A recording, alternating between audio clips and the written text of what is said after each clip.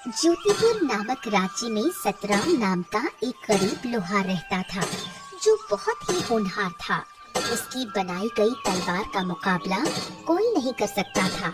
ऐसा कहा जाता था कि अगर कोई राजा सतराम की बनाई हुई तलवार को जंग में ले जाता तो वो जरूर विजय प्राप्त करता।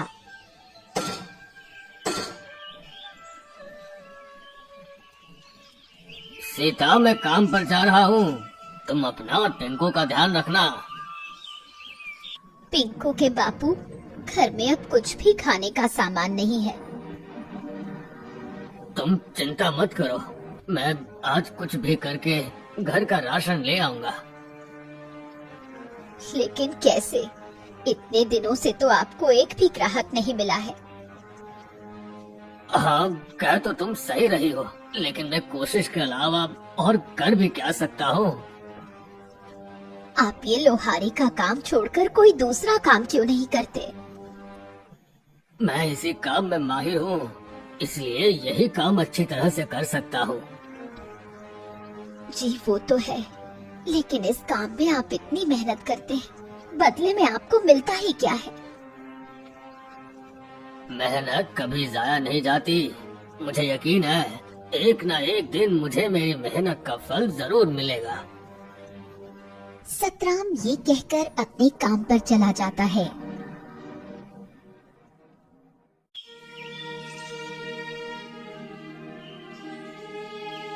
सुबह से शाम होने को आई है, लेकिन अभी तक एक भी ग्राहक नहीं आया जिसकी तलवार बनाकर मैं पैसे कमा सकूं। अब मैं घर का राशन कैसे लेकर जाऊंगा? सतराम बाजार में बैठा यही सोच रहा था कि तभी उसका साथी गिरजू लोहार आता है और कहता है, अरे सतराम, तुम यहाँ इस तरह से क्यों बैठे हो? क्या तुम्हारे पास कोई काम नहीं है? नहीं गिरजू, इस समय ना मेरे पास कोई काम है और ना ही कोई ग्राहक। ऐसे कैसे हो सकता है? तुम तो इतने होनहार लोहार हो, फिर भी तुम्हारे पास ग्राहक नहीं है। ये तो बड़े शर्म की बात है। भाई, ये सब तो सब समय समय की बात है। हो सकता है कि अभी मेरा समय नहीं आया हो। हाँ, सही बात है। खैर, मैंने तुम्हें यहाँ बैठे हुए देखा तो तुमसे बात करने चला आया। वैसे मेरे पास तो बहुत काम है, इसलिए मैं चलता हूँ। गिरजू सतराम का मजाक उड़ाकर वहाँ से चला जाता है, जबकि सतराम चुपचाप वहीं बैठ जाता है। तभी वहाँ पर एक आदमी आता है और कहता है, सुनो भाई, यहाँ पर कोई सतराम नाम का लोहार रहता है। क्या तुम मुझे उसका पता बता सकते हो? जी, मैं ही हूँ सतराम। बताइए, आपको मुझसे क्या काम है? मैंने सुना है तुम तलवार बहुत अच्छी बनाते हो और जो भी तुम्हारी बनाई हुई तलवार से मुकाबला करता है वो जरूर विजय प्राप्त करता है। जी, ये सच है कि मैं तलवार बनाता हूँ, लेकिन जीत और हार तो सिर्फ ईश्वर के हाथ में होती है। बात तो तुम्हारी बिल्कुल सही है। खैर, जो भी है, तुम मुझे एक अच्छी सी तलवार बना कर दे दो। ठीक है, लेकिन आप है कौन? मैं पड़ोसी राज्य का राजा शूरवीर हूँ। लेकिन मैं आपके लिए तलवार क्यों बनाऊं? मैं तो आपको जानता भी नहीं। दरअसल कुछ दिनों से मेरे कुछ दुश्मन मेरे राज्य के लोगों को बहुत परेशान कर रहे हैं। उन्होंने सबका जीना हराम कर दिया है, इसलिए मुझे उनसे मुकाबला करने के लिए तुम्हारी बनाई हुई तलवार चाहिए। ठीक है, अगर ऐसा है तो मैं बना दूंगा। सतराम के हाँ कहने पर राजा शूरवीर उसकी तरफ एक पोटली बढ़ाते हैं, जिसमें बहुत सारे सोने के सिक्के होते हैं। ये लो तुम्हारा मेहनताना। मैं कुछ दिनों बाद अपनी अमानत लेने आऊंगा। ये क्या है? इसमें कुछ सोने के सिक्के हैं। बाकी अगर तुम्हें ये कम लगते हैं तो मैं और बढ़ा देता हूँ।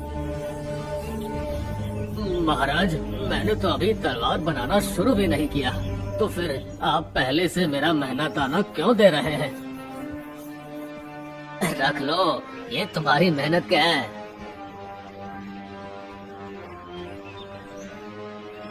राजा शूरवीर ये कहकर वहाँ से चले जाते हैं।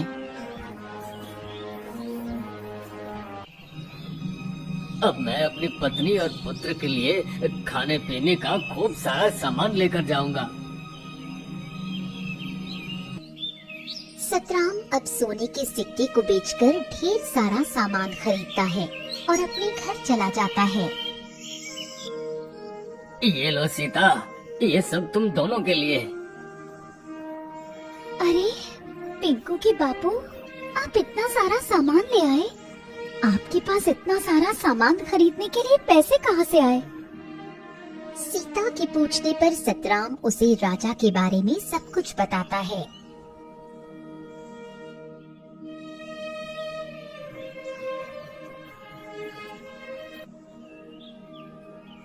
ये तो बहुत अच्छी बात है, लेकिन आप महाराज की तलवार जल्द ही बनाकर उन्हें दे देना, क्योंकि उन्होंने आप पर भरोसा किया है। आप उनका भरोसा टूटने मत देना। हाँ सीता, तुम बिल्कुल सही कह रही हो।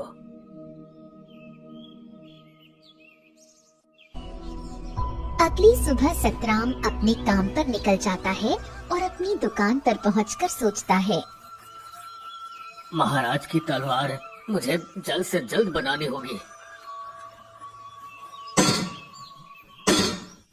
सतराम दिन रात मेहनत करके राजा के लिए एक बहुत अच्छी सी तलवार बना लेता है।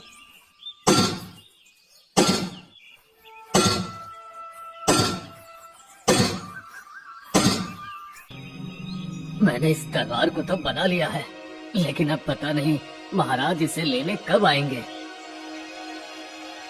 अभी सतराम ये सोच ही रहा था कि तभी अचानक उसके पास बल्लू नाम का एक ग्राहक आता है।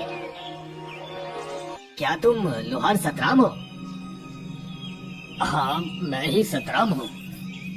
मुझे तुमसे एक तलवार चाहिए। क्या तुम अभी मुझे कोई अच्छी सी तलवार दे सकते हो?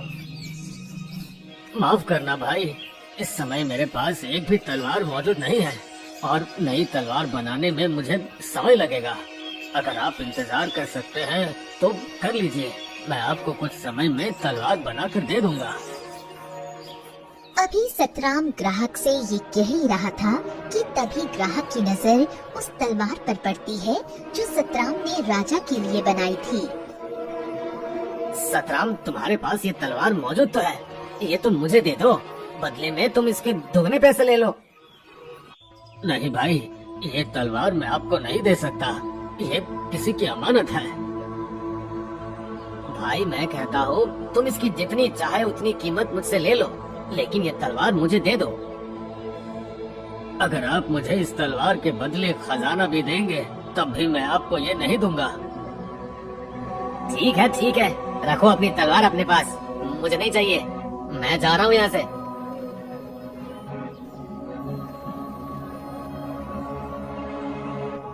फिर कुछ दिन ऐसे ही गुजर जाते हैं, लेकिन राजा शूरवीर अपनी तलवार लेने नहीं आते। लेकिन सतराम के पास ऐसे बहुत से ग्राहक आते जो सतराम से वो तलवार मांगते, मगर सतराम किसी को भी उसे नहीं देता। पता नहीं राजा शूरवीर कब आएंगे, मैं आखिर कब तक उनकी ये अमानत संभाल कर रखूंगा। अभी सतराम अपने मन में ये सोच ही रहा था कि तभी अचानक बल्लू ग्राहक वहाँ फिर आता है। सतराम, इस तलवार को बनाए हुए तुम्हें कितना समय हो चुका है? इसका मालिक तो अब तक नहीं आया और मुझे नहीं लगता कि अब वो आएगा। लेकिन ये बात आप इतने यकीन से कैसे कह सकते हैं? देखो सतराम, अगर इस तलवार के मालिक को आना होता तो कब का आकर इसे ले जाता, लेकिन वो नहीं आया, इसलिए तुम इस तलवार को मुझे दे दो। कुछ भी हो जाए, मैं ये तलवार आपको नहीं दूंगा। अब आप यहाँ से जा सकते हैं। बल्लू ग्राहक गुस्से से वहाँ से चला जाता है। मैंने बहुत कोशिश की, लेकिन मैं उससे वो तलवार हासिल नहीं कर सका। सतराम के हाथों बनाई गई वो तलवार मेरे लिए बहुत जरूरी है, तभी मैं उस पूरे राज्य में अपना खौफ पैदा करके अपना काम कायम कर सकूंगा। आखिर ऐसा क्या है उसके हाथ की बनाई हुई इस तलवार में? सतराम के हाथों में एक अजीब तरह का जादू है। वो जिसके लिए भी तलवार बनाता है उसे विजय प्राप्त जरूर होती है। नई तलवार बनाने में उसे काफी समय लग जाएगा और मुझे तलवार की जरूरत जल्दी है, इसलिए वो तलवार मुझे किसी भी कीमत पर चाहिए। तो अब मैं क्या करूं? कैसे उस तलवार को उससे हासिल करूं? तुम सतराम के आसपास ही रहो, उसका भरोसा जीतो और फिर मौका पाते ही उसे धोखा देकर तलवार ले आओ। बल्लू ग्राहक काली की बात सुनकर एक बार फिर से सतराम के पास आता है। सतराम, मुझे माफ कर दो, मैं वाकई गलत था। यह किसी और की अमानत है, इसलिए अब तुम मेरे लिए दूसरी वाली तलवार बना दो। ठीक है, मगर इसके लिए मुझे थोड़ा समय लगेगा। ठीक है, मैं इंतजार कर लूंगा। बल्लू ग्राहक के कहने पर सतराम दूसरी तलवार बनाने के लिए तैयारी शुरू कर देता है। ये मौका अच्छा है, ये बेवकूफ अपने काम में लगा हुआ है। मैं जल्दी से ये तलवार लेकर अपने मालिक को दे देता हूँ। फिर बल्लू सतराम को धोखा देकर चुपके से राजा की तलवार लेकर भाग जाता है। कुछ देर में सतराम तलवार का नक्शा बनाकर कहता है, भाई ये देखो, तुम्हारी तलवार का नक्शा तैयार हो गया है।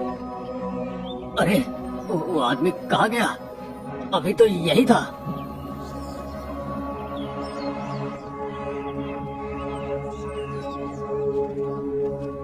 सतराम बल्लू को अपनी दुकान के आसपास तलाश करता है, लेकिन वो उसे कहीं नहीं मिलता। फिर वो अपनी दुकान पर वापस आता है। तभी उसकी नजर राजा की तलवार की जगह पर पड़ती है। हे भगवान, इसका मतलब वो ग्राहक नहीं चोर था, मुझे धोखा देकर भाग गया। हे भगवान, अब मैं क्या करूं? क्या जवाब दूंगा राजा शूरवीर को? मुझसे इतनी बड़ी गलती कैसे हो गई? इधर बल्लू ग्राहक तलवार लेकर जंगल में काली के पास पहुंचता है। ये लीजिए मालिक, आपकी तलवार। अब मुझे राजा शूरवीर से जीतने से कोई नहीं रोक सकता, कोई नहीं।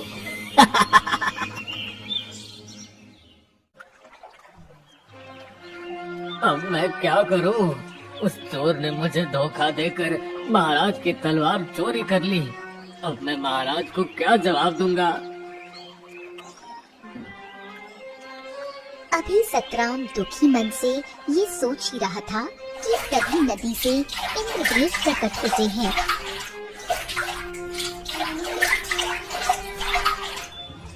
सतराम, क्या हुआ? तुम इतने दुखी क्यों हो? इंद्रदेव के पूछने पर सतराम उन्हें सारी बात बताता है।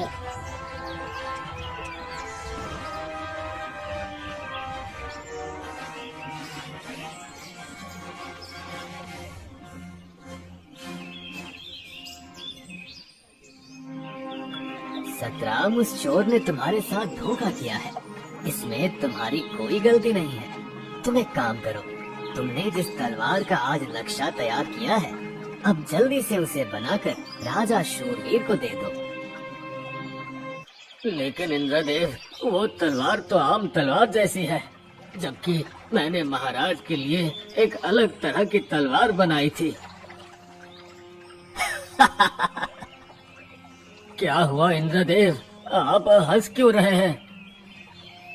मैं इसलिए हंस रहा हूँ क्योंकि जो तलवार तुमने पहले बनाई थी वो राजा शूरवीर के लिए थी ही नहीं।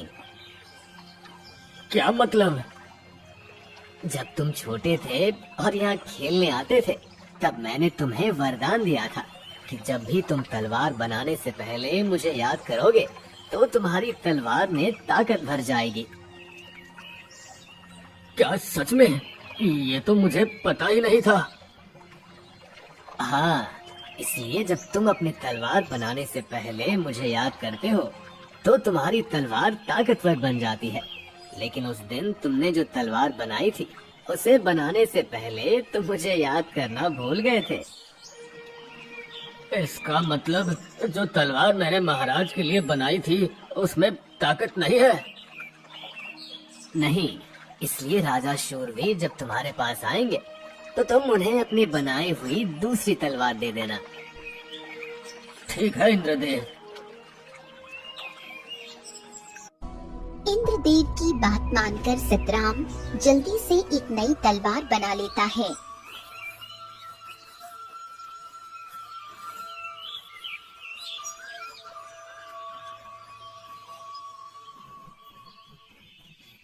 सतराम, क्या मेरी तलवार बन गई है? जी महाराज, ये लीजिए आपकी तलवार। तुम्हारा बहुत बहुत धन्यवाद सतराम। महाराज, अगर मैं भी आपके साथ आपके दुश्मन के मुकाबले को देखने चलूं, तो क्या आप मुझे ले चलेंगे? हाँ, क्यों नहीं। कल के मुकाबले में तुम भी मेरे साथ चलना। अगले दिन राजा शूरवीर सतराम को भी अपने साथ मुकाबले में ले जाते हैं। फिर एक मैदान में राजा शूरवीर और उनके दुश्मन काली की जंग शुरू हो जाती है। आज मैं तुझे मारकर तेरा राज्य अपना बना लूंगा। तुम अपने इस नापाक मकसद में कभी कामयाब नहीं होगे। इतना कहकर राजा शूरवीर गुस्से से उस पर वार करते हैं, जिससे उसकी तलवार 2 टुकड़ों में बट जाती है। अरे ये कैसे हो सकता है? ये तो जादुई तलवार थी, ये टूट कैसे गई? तूने सतराम से धोखे से ये तलवार हासिल की थी, इसलिए देख, तेरा यही अंजाम होगा। इतना कहकर राजा शूरवीर उस काली को मार देते हैं और मुकाबला खत्म हो जाता है। महाराज, आपको कैसे पता चला कि दुश्मन काली ने मुझसे धोखे से वो तलवार हासिल की थी? उस दिन मैंने तुम्हारी और इंद्रदेव की सारी बातें सुन ली थी। फिर मैंने तुम्हें धोखा देने वाले उस बल्लू को सबक सिखाया और आज इस दुष्ट की जान ले ली, ताकि ये किसी और को धोखा या नुकसान न पहुंचा सके।